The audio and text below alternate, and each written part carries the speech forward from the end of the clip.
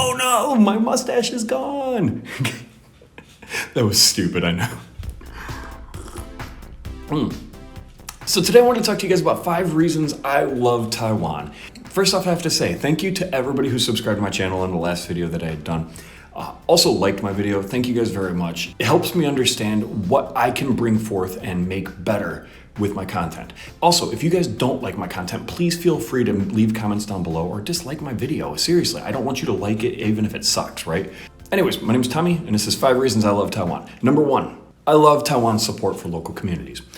One of the things that we fail to have in America anymore is this really big support for local.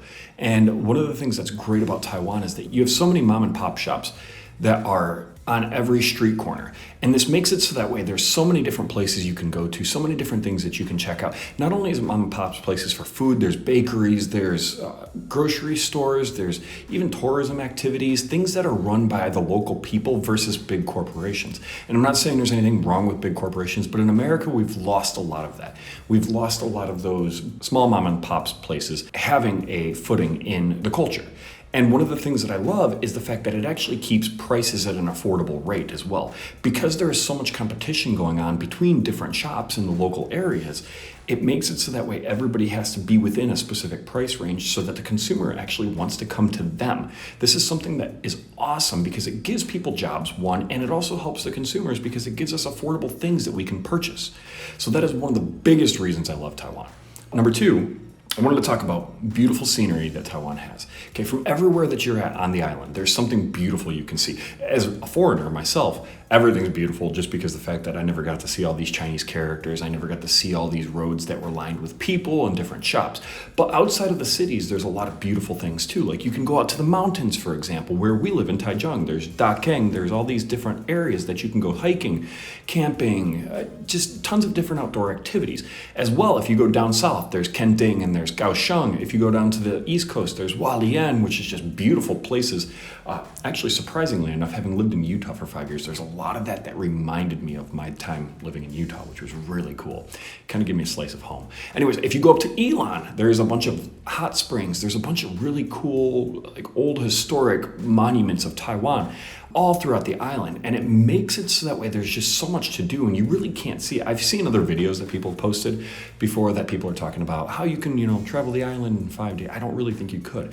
Yes, Taiwan is a small place, but the thing is there's so much to see in such a small amount of time that I really don't think, we live in Taichung and I still to this day am having a hard time finding everything that there is to do out here because there's just so much. So the next one that I want to talk about is ease of accessibility with transportation. This is something that you have to know a little bit of information about. It's not as easy if you're coming here and you really don't know anything about it. I've done a video on this if you actually have any interest in moving to Taiwan and actually checking things out. There's a video up here. I'm pointing here. I'm hoping it's right there. But the ease of accessibility with transportation in Taiwan is awesome. There's so many different ways to get around the island. You could even fly if you really wanted to. But there's buses, there's trains, there's cars like Ubers, and you could drive your own cars. There's scooters, there's local trains, local buses, trains that go all over the island. There's high-speed rails. There's just a lot of different means of transportation to be able to get from place to place.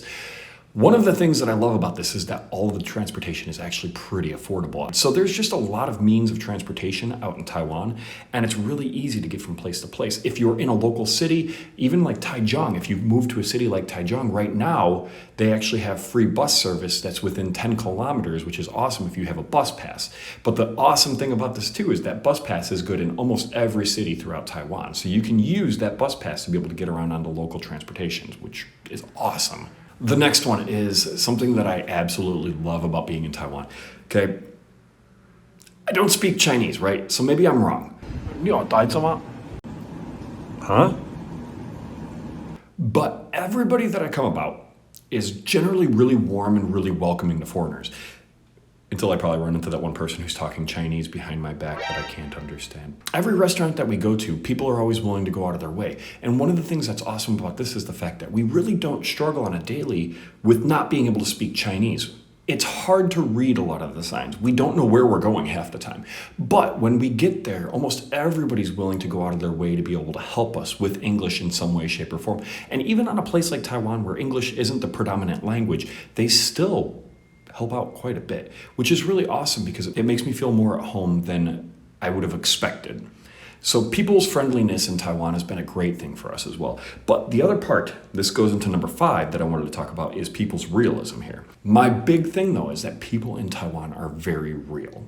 I've had so many instances where I've had people who I'm pretty sure I've made mad, but they look around and they're getting ready to yell and then they're like, he's just a dumb foreigner, he doesn't know what's going on. But nonetheless, people are actually not afraid to really confront people, which makes me as an American feel a lot better about living here. Because the fact that we come from a very confrontational culture. We come from a culture that is very set on telling the truth, telling what we are feeling in situations. And I love that Taiwan, if there's a situation that's at hand, people are going to tell you how it is.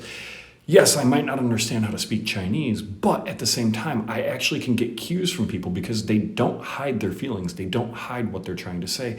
And that to me as an American really helps me feel a lot more comfortable because I can actually gauge what's going on versus trying to figure out what somebody's doing even though they're hiding it. I don't know if you agree with this list. If you don't agree with this list or you think something I said is wrong, as I said, dislike this video. Seriously, dislike this video or comment in the bottom saying, oh, you're an idiot. But if you did like this video, give me some ideas for things that you would like to see in the future or maybe things that you have questions about for me. I would love to answer any questions that somebody has. As well, as I said before, please subscribe to my channel down below and like this video or dislike it, as I said, and comment if you guys can. That's all I have for you today. I will see you guys on Wednesday. Bye.